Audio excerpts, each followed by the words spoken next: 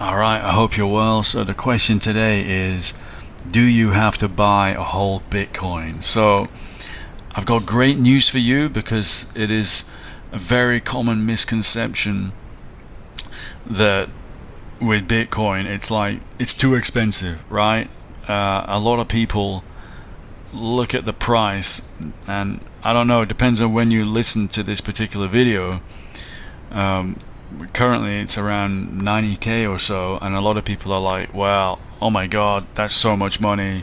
Like, it's so much money by anybody's standards, unless you're like a millionaire or something, right, in the developed world. But a lot of newbies look at the price and think, oh man, I've missed the boat, it's impossible for me to get in. It's not true. Don't worry about the price of a Bitcoin. It's actually meaningless. You can imagine that a Bitcoin is almost, not quite, but you can think of it as being infinitely divisible. Like, you can chop it up as small as you want, pretty much. You don't have to buy a single coin, right? It's digital, and it's highly divisible, and there are many smaller units of it available. You don't have to buy. It's not like buying minimum one share of, I don't know, Nvidia stock, or one treasury bill, or I don't know, one unit of something else. That's kind of not the way it works. I mean, there are actually single units of it, but they're far smaller than you think. You can think of it as almost completely, infinitely divisible. It's more similar. Let me give you an example, right? So it's kind of more similar to a commodity, in the sense that, if you look at something like people buying and selling rice or copper or gold or something like that, you can chop those up super small until basically you've got, like, I don't know, ultimately with rice you'll get down to a grain of rice, right? Ultimately with some kind of metal like copper or gold, well, it'll just be a tiny speck in your hand, right? You can't get any smaller than that. It's pretty similar with Bitcoin. I'll give you an example. So there's a kind of subunit of Bitcoin which is called the Satoshi, and there are 100 million Satoshis in a Bitcoin. So the Bitcoin is not the smallest unit. The true smallest unit is the Satoshi, and like I say, there's 100 million of them in a Bitcoin. So that's the same as 0.000000001 Bitcoin. And you might be wondering, how much is that? So at today's prices, that works out in US dollar equivalent, not even 1 cent. It's actually 1/10 of a cent. A tenth of a cent is the smallest amount of Bitcoin that you can buy. That's the smallest unit of Bitcoin that you can buy. If you were to buy the smallest amount, the speck of Bitcoin, it would work out to be a tenth of a cent. So you see what I mean? Currently, today in 2025, you don't really need to think about that, because you're going to be buying more than a tenth of a cent, right? Whenever you purchase it. I mean, there'll be fees anyway, so which will be larger than that. Now, maybe in 20 years' time, the smallest unit of BTC, or Bitcoin currency, will be larger than that. It could be like $5 or $10 or something. Still not really a big deal, because Bitcoin is not really made for microtransactions like going to the store, and it's not suited to paying for something. If you don't know, it actually takes, one of the strong things about Bitcoin is it takes a while for confirmations to go through. It takes about average 10 minutes per confirmation, so you're looking at about half an hour to really get finality. 3 confirmations, then it's considered a bulletproof transaction, right? So it's never really been made for microtransactions. There are other cryptos for those anyway.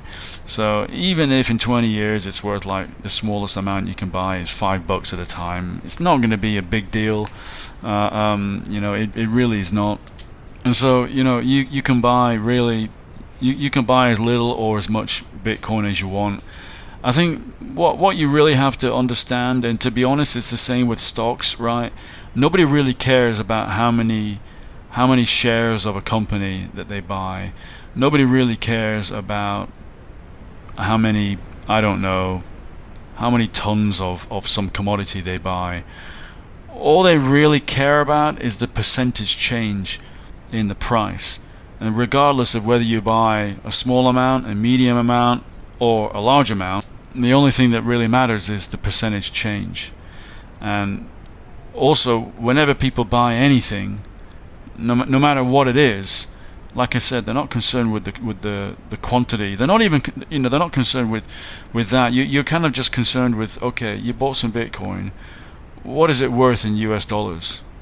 And then when you look at the price of Bitcoin and you see that maybe it moved 5% in a day, then you can be confident that your own portfolio balance of Bitcoin, however much that was worth yesterday, is now worth 5% more today also.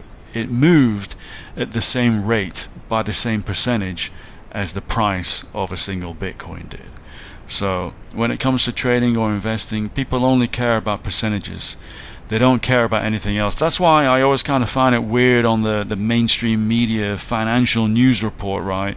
When they say something like, oh, the Dow was up 50 points today, or the S&P was down 20 points today. Because to me, honestly, I don't think anyone really cares about how many points it moved. Those points are relative to the number of points that the index is as a whole, right? So I'll give you an example. So I'm just looking today, right, and the S&P is down today by about 50 points, right? Now, or 51 points. Now, what does that even mean, right? It's almost meaningless in a way. There's, depending on whether you've invested $20 or $200 or $50 or $1,000, what does it even mean that the S&P is moved by 51 points down? You can't really relate the two things anyway. So the S&P, its value today is 5,700. So what you do is you compare that 51 to the 5,700 or thereabouts. I'm just saying this because it keeps changing as I'm looking at this figure, but it's down 50 points. It's worth 5,700 points now. Really, if you compare those two, you can work out a percentage. It's down by almost 1% today. It's down 0.86%. That's the only thing that matters, the percentage change. Because you can look at that percentage change and immediately get a feel for what's going on, right? That's why we use percentages. That's the whole point of a percent. Percent means per 100. That's the whole point of percents, that we can relate to those more than anything else. That's the same reason when you go to the supermarket, you see a discount, it says 10% off. They don't tell you the exact number of dollars and cents off. Sometimes they do, but usually they tell you the percent, because that's really the most important thing. Then you can relate it. Whether you buy one widget or 10 widgets, you're always getting 10 or 15% off. It's the same thing. If the S&P is down today, I don't care how many points it's down. I only want to know the percentage is 0.81%. Then I know my portfolio has decreased by whatever amount. For example, if I were to look at Bitcoin today, right? And Bitcoin today, I mentioned you can see the price of a Bitcoin. People do kind of look at that, but they really look at the percentage. So you can see that it's up today 3%.